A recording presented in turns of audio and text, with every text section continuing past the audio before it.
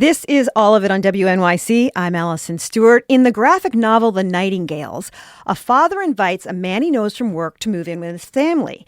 All he tells his family is that the man has cancer and needs a place to stay.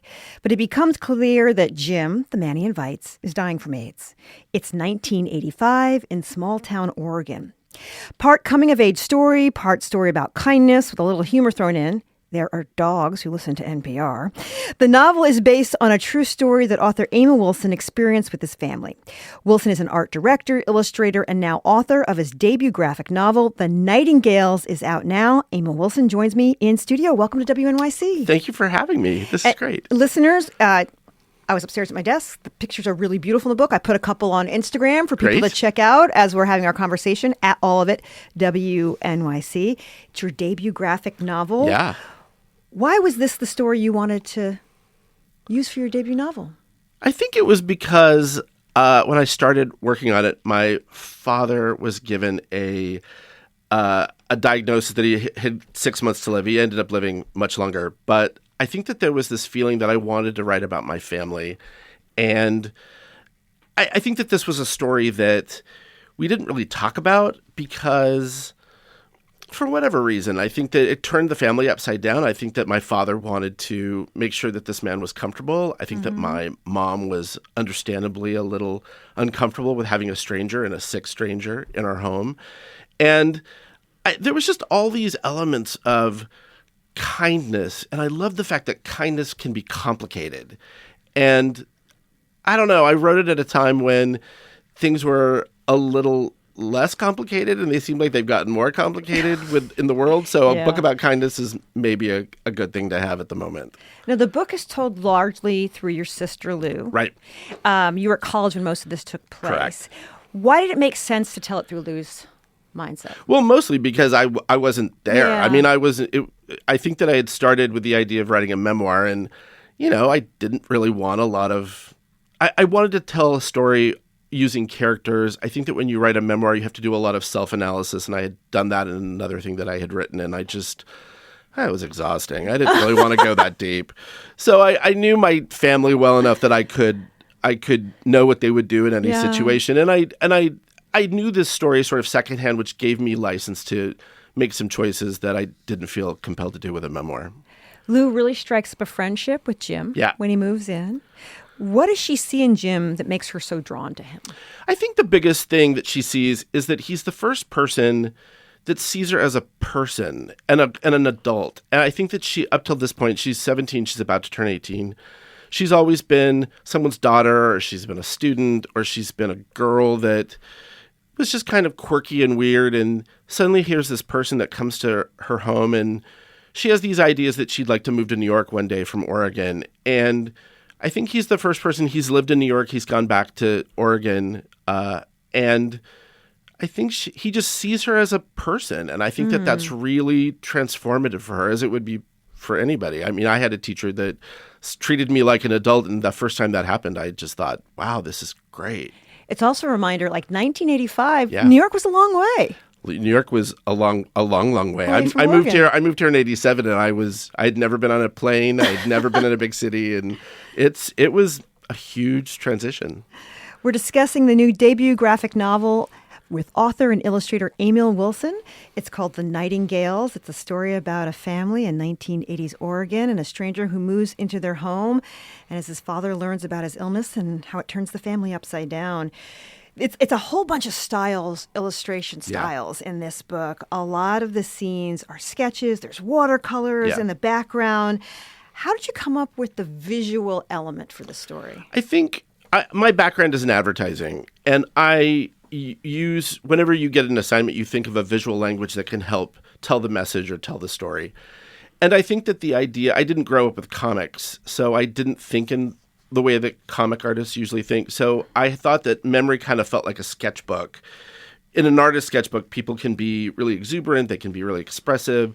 They can start things and not finish them. And I felt like memory was sort of like that. You kind of half remember something, or you remember something with lots and lots of detail.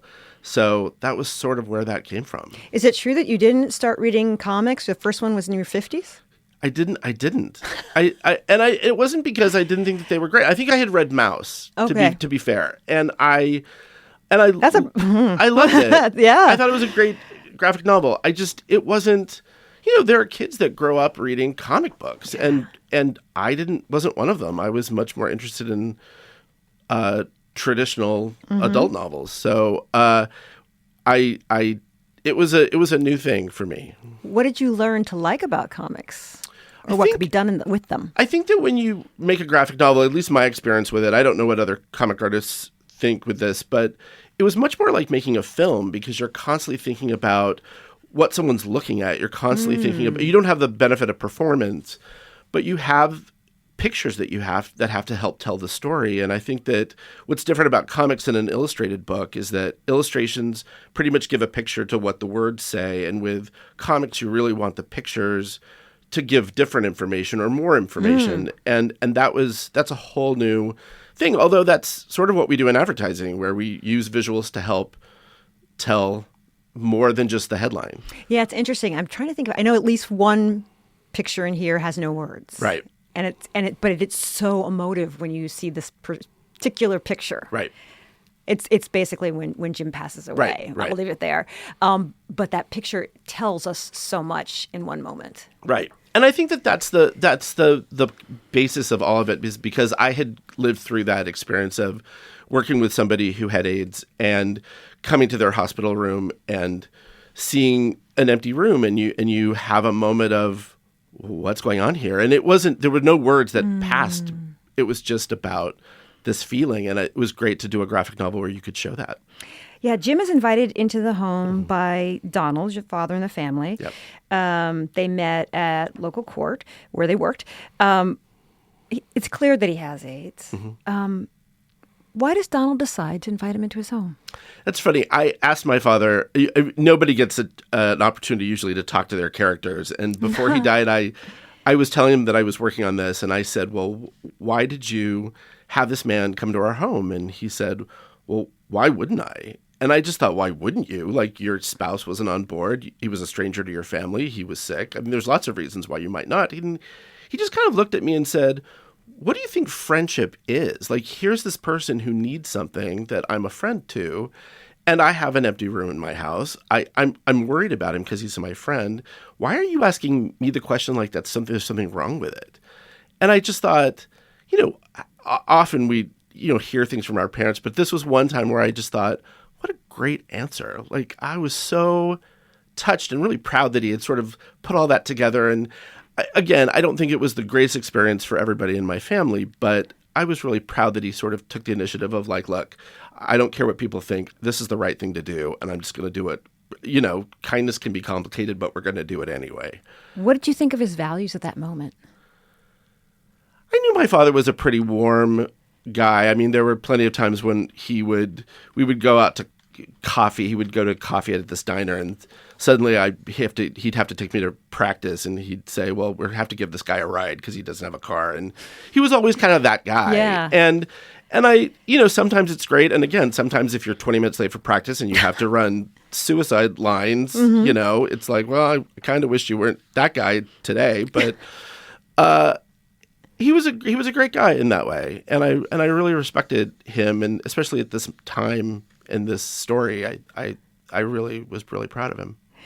We're talking about the debut graphic novel, The Nightingales. It's by Emil Wilson. We'll have more after a quick break. This is all of it.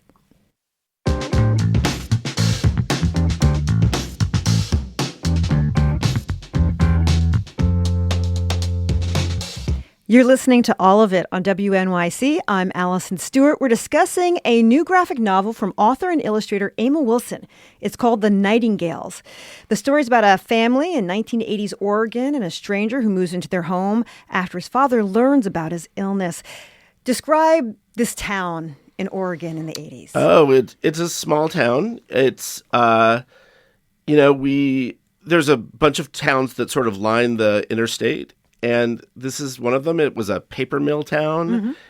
We were known for the Timber Carnival. Okay. Where people did log rolling and, log cutting. And the Wild World, the ABC Wild World of Sports came and broadcast once from that, and that was huge news. Big deal. Huge deal.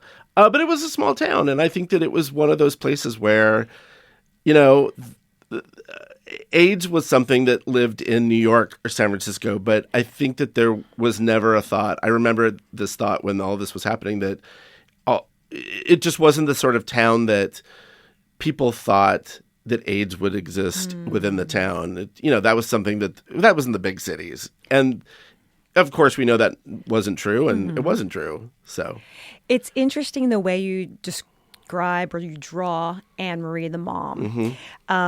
She's not excited about what has happened at all.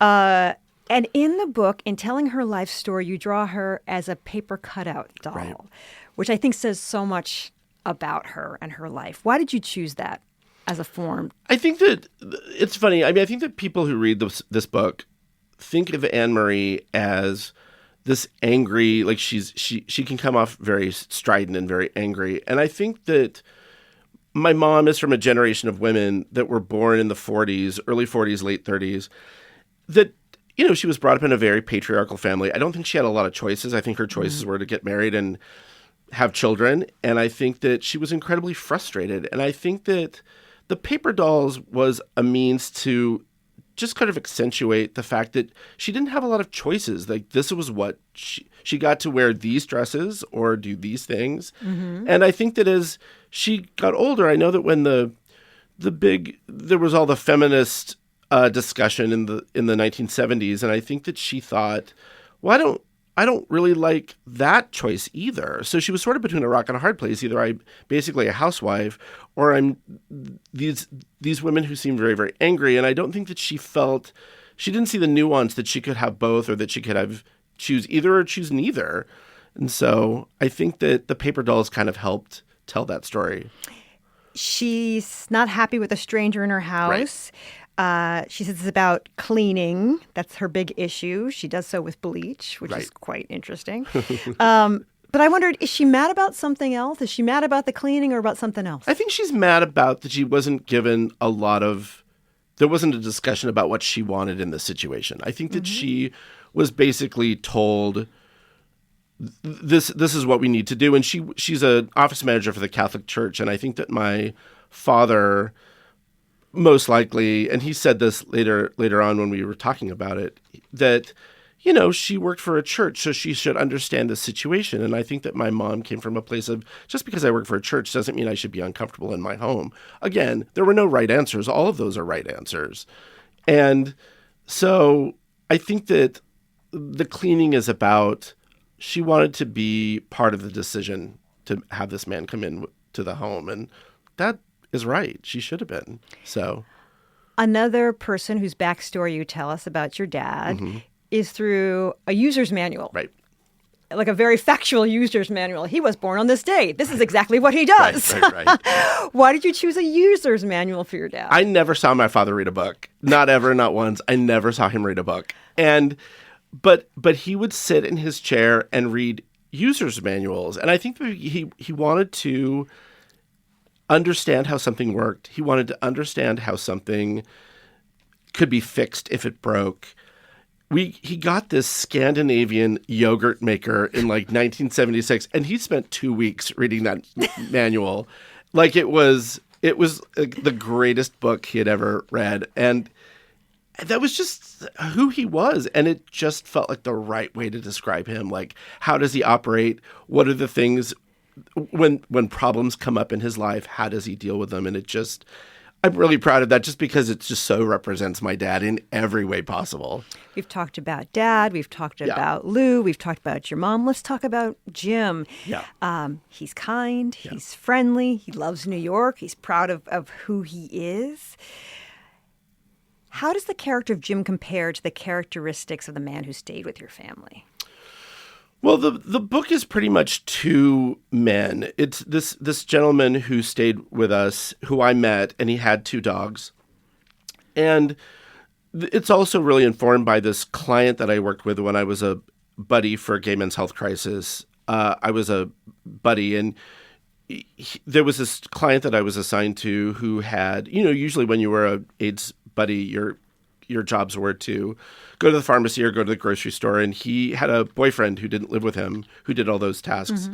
And what he had asked for was a volunteer that he could talk to, and just, 3 or 4 times a week I would go to his house. Again, I was brand new to New York. I had no training in nursing or counseling.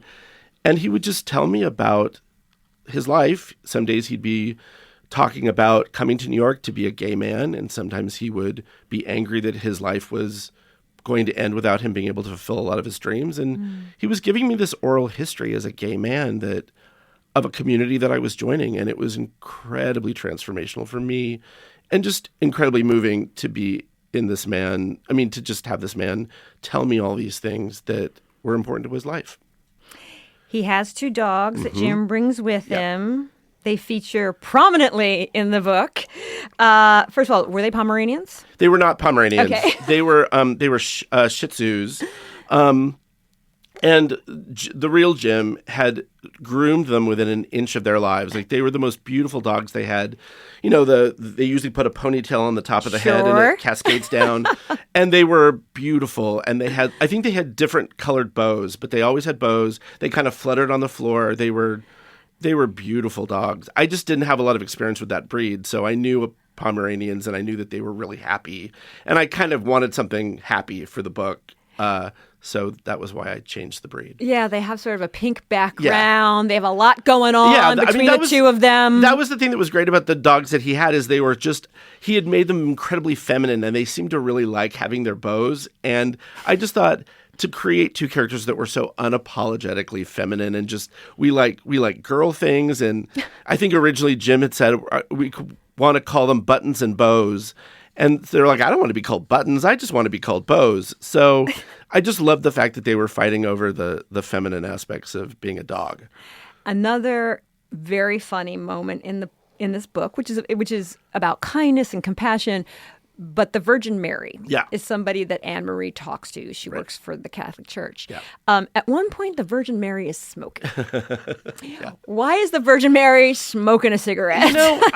The thing with the Virgin Mary is that obviously she is a figment of Anne Marie's imagination so that she can talk to her. And what's interesting about the Virgin Mary is she kind of changes her personality every time she appears in the book. And there's one night where Anne Marie is up late and the Virgin Mary sort of appears in their kitchen, which is new. Usually she appears at the office.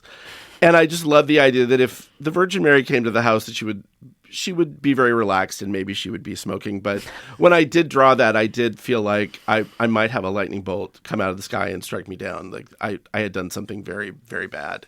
But so far that hasn't happened. When you were researching this story with your family and having conversations about it, what were your conversations like?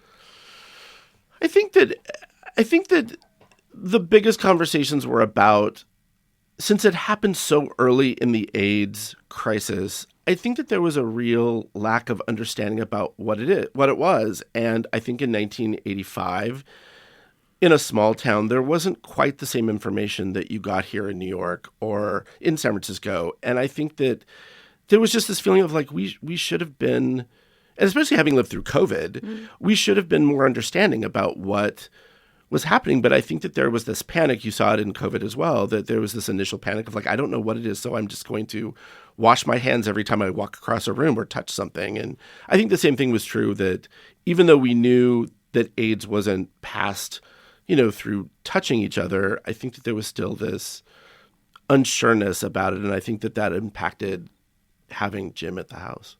Anne Marie certainly thinks so. Exactly. And I think that a lot of people felt that way. And I think that was completely part of that time of, later on, years later, we knew a lot more. But initially there was a lot of fear and misunderstanding, again, which is something that we seem to struggle with all the time with.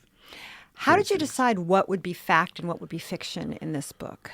Most of it is pretty factual. Who it happened to and the order that it happens, that I changed up a lot. But there were a lot of things that were true or pretty much almost true. So my problem is I'm not that good at making up stuff. So it's really great when stuff, actually happens and you can be like, oh, I remember that. So I'm just not that good don't have that good of an imagination sometimes.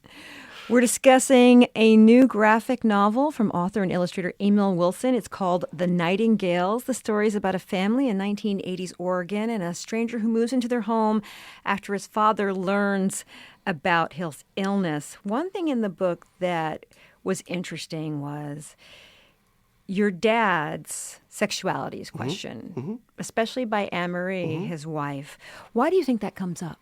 I think that was just the nature of that. I think that my mom was trying to explain why do we have this man in this house, and I think that she went to a place that was there something going on between the two of you, and there wasn't. In fact, I asked my father that myself, and I said, I know that you're still married to Mom. My parents didn't split, which is what happens in the book, and he was like, there was nothing like that. He was just a friend, and he's like, I think that was, getting back to that earlier question, I think that was just part of, you try to make reasons for why you would do something like this. And sometimes the reason is just a pure one, which is he just wanted this man to be okay. And I think that for Anne-Marie, there definitely is that question of like, there's got to be more to this than just helping this person. And I think sometimes there's not. Sometimes you just want to help somebody out. You have real understanding for the people in your book, people who we now might look on their behavior with disdain nowadays. Why do you have feelings of sympathy or empathy for Anne-Marie? I think because, like I said, I think that she's just in a position that's really hard. And I think that her ultimate goal is, I want to be comfortable. I want to protect my family. And I don't know who this person is. And I think that there's just this feeling around strangers sometimes that we feel like, how do I extend empathy and sympathy to somebody who I don't know? And I think that that's what she was feeling. And I think that's kind of what we all feel sometimes about somebody we don't know, but we see that they are in need. And I think that that's something that we have to kind of overcome or to understand why we're not doing it or doing it. Before you worked in this novel, you worked in advertising. Yeah. You said you were a creative director. Yeah. What tools from that experience helped you write this? Oh, lots. Having a background in video and TV commercials, having a background in, where the story is, what's the meaning here? What are the things to sort of draw out? And just using visuals to help tell. I think that so much of advertising is graphic design and visuals. And that's what a graphic novel can be. So, and I think that the user's manual is a great example of that, in that it feels like there's a lot of graphic design in that. And it's, all that background kind of helped me greatly with this. What lessons did you learn from working on this project that you didn't expect to learn? Because it's a sketchbook, there is this feeling that you can do a quick sketch and move on. And I think that for me, there's always this impulse that I want to get everything perfect. And I think the best thing about a sketchbook is that it doesn't have to be. So I learned to let it go, as they say. That there are a lot of drawings in the book that are just kind of the first sketches that I made, and there was enough energy in those drawings that I was like, that's fine, that can stand, and I can move on to something else. The name of the book is The Nightingales. You'll have to read it to find out why. My guest has been author and illustrator Emil Wilson. Thank you for coming in. Thank you so much. This has been great. Coming up on All of It, we'll hear live music from soul singer Jalen Nganda and Canadian rock band The Beaches. That's next after the news. This is All of It.